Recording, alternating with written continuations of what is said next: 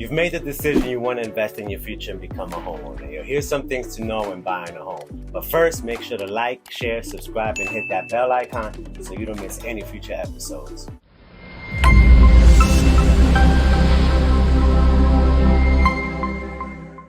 Hi, my name is Robert Carrillo, President and Associate Broker at Carrillo Group CA-NY. Hi, my name is Yvette Romero, Associate at Carrillo Group CA-NY. Hang out with us until the end for a downloadable bonus.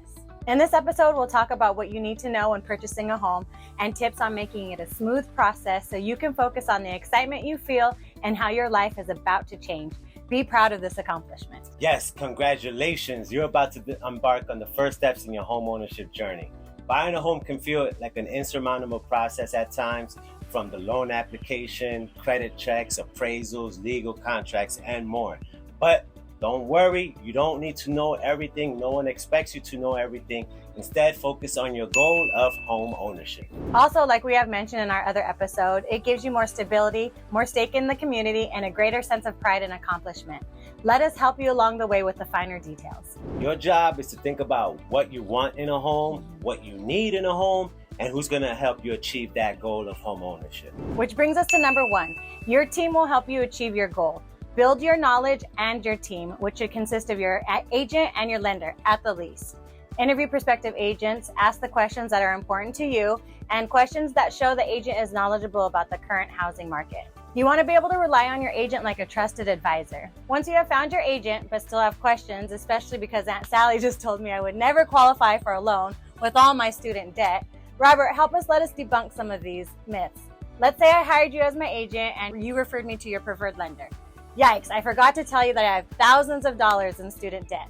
Never mind, I'll go back to renting. Well, that's where the first step in the journey comes in, or the next step in the journey comes in, and that's to be knowledgeable yourself. How do I do that?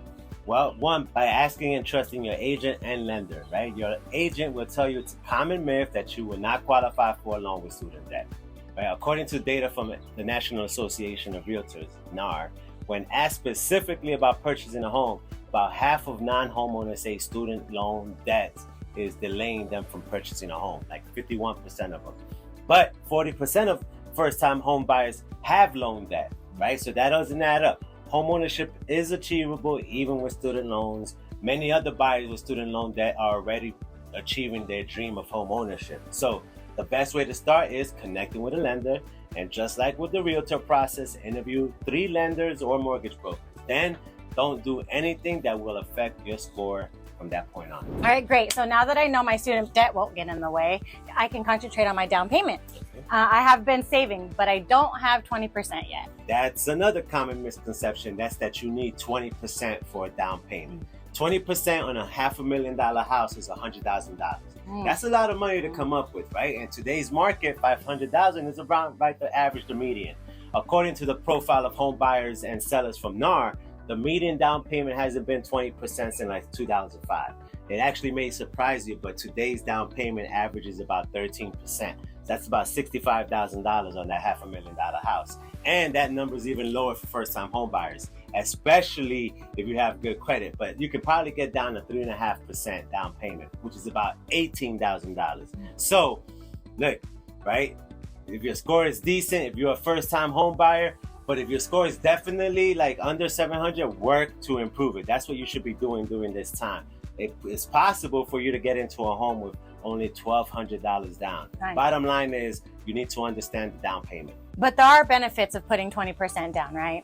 Yeah, of course, right? If you put down 20%, you lower your interest rates, you get rid of PMI, your offer will stand out to sellers, and you'll end up paying less over the life of the loan and interest, right? There are benefits, but remember, you don't need 20%, and your team should help guide you throughout this process. Okay, Rob, what else do we need to know when buying a home? There's so much, plus housing prices and mortgage rates have gone up so much in the past couple of years. It's cheaper to rent, right? Yo, that's a question for my calculator, right?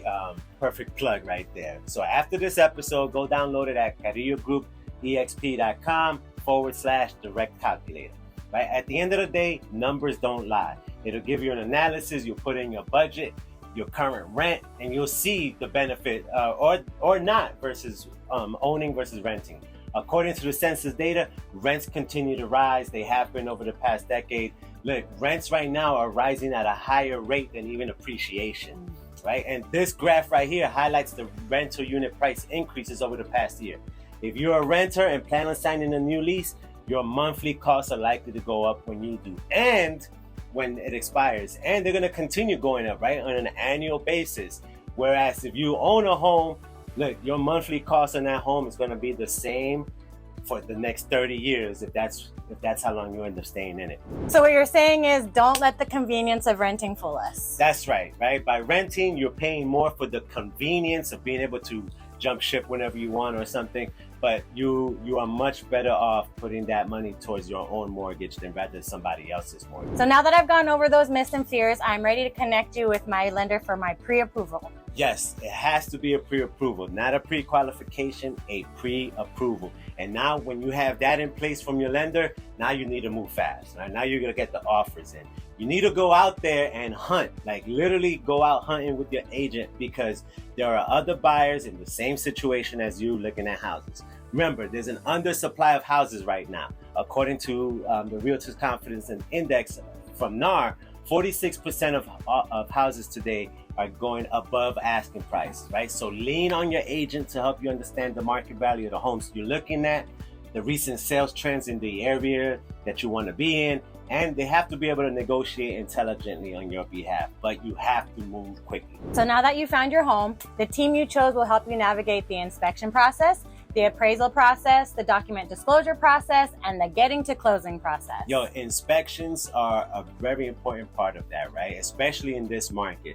Check out our blog. We have a blog on inspection reports. After the inspections, then you'll have to sign lots of documents. But because you've been working with a good team, you should be good from here on out. And now you can start envisioning the final step, which is closing day, when the last thing needed is your signature on the contracts. Once you get the keys, you're now a new homeowner, right? And now you can start enjoying the benefits of that investment. And not just from an economic perspective, right? Like we've mentioned, there are benefits that include feeling of security, stability, and sets you up for success. Thank you so much for tuning in. If you found value in this episode and you would like to see more content like this, click on the boxes on the screen. Our contact info is in the description box below. Once again, I am Yvette Romero. And I'm Robert Carrillo. Make sure to like, share, subscribe, and hit that bell icon so you don't miss any future episodes.